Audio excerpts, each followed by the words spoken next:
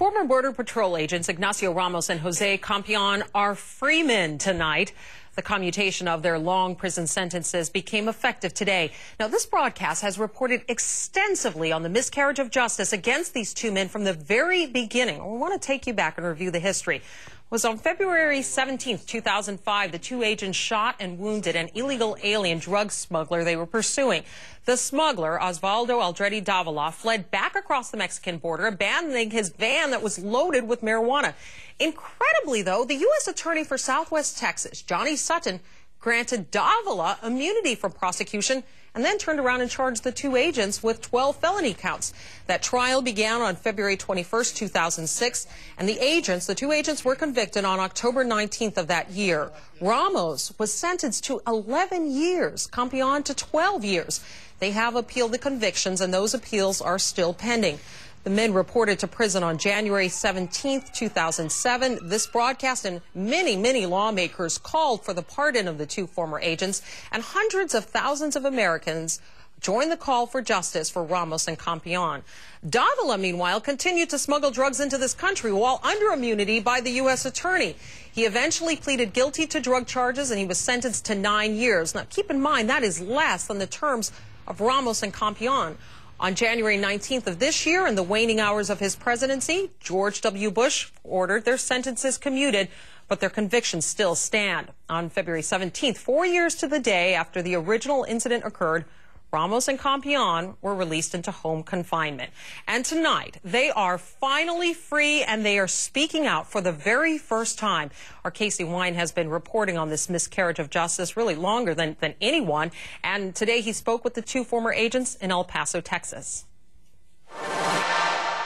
2.5 years. Former Border Patrol agents Ignacio Ramos and Jose Compean have been out of prison for a month. They've been confined to their homes, reconnecting with their wives and children, but still restricted from re-entering society. Early Friday morning, their ankle monitors came off, and Ramos and Compean tasted real freedom for the first time in more than 2 years. Get out all day long. I'm not coming home for a while. Go have lunch with some friends. The Ramos family's first trip out was to Nacho's favorite Mexican restaurant. Earlier, we spoke about his prison experiences and the day he found out President Bush commuted his 11-year prison term. How surprised were you when you found out that your sentences were commuted? I was very surprised. I wasn't expecting it the day it happened. I broke down. I started crying, and I got on my knees and prayed. Sum up your prison experience for me. What was it like? Hard, long, lonely. Just wondering everything that I was missing with my family, knowing I was missing so much. Do you miss being a Border Patrol agent? Yes, I do. What do you miss about it? The work, being out in the field, the camaraderie of some of the agents I worked with, and I believed in the job. I believed in the work I did. As a felon whose conviction has not been overturned, he'll never have the job again unless his ongoing appeals are successful. If that happens, Ramos says he would still take the job. While in prison, he received tens of thousands of letters from supporters throughout the United States, even from American troops fighting overseas. I can't thank them enough. From the bottom of my heart, it's what kept us going. It's what kept me going in prison, aside from my family. Tell me about your family. How'd they do while you were gone? It broke up this family circle we had, and it was very hard on them all. It affected each one of them in their own different way, but they were all very resilient. They all hung in there. For Jose Compean, prison also kept him from his wife and 3 children. His youngest son was born just before he went away. I think that's been the hardest. When I turned myself in, he was only 4 months old. The first day when I got home, they were still at school, and once they got home, I was already home. I opened the front door, and both of them, the 2 youngest, just stared at me, and they didn't know how to react.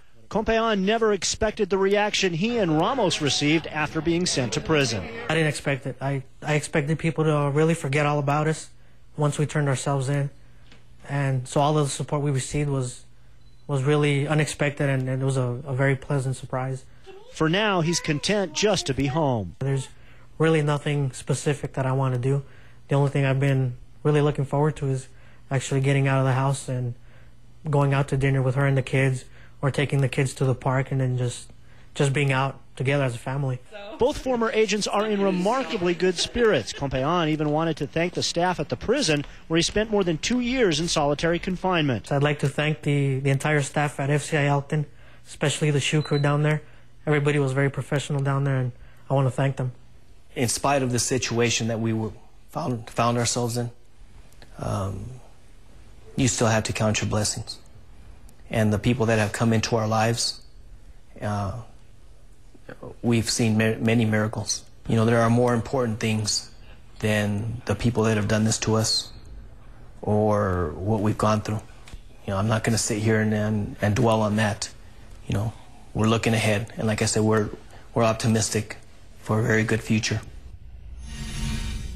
The agents continue to pursue legal appeals in hopes of obtaining a new trial. For now, they remain on probation for 3 years. Ramos plans to begin work helping out in his father's insurance business. Compean is going to help his father-in-law recover from an automobile accident. And I should say that's Ramos's father-in-law's insurance business. For both, it's too early to talk about long-term employment prospects, long-term career prospects. As we said, for now, they're just happy to be home, Lisa. Yeah, they were away from their families for 2 years, and now they're just trying to reestablish, connect again with their families.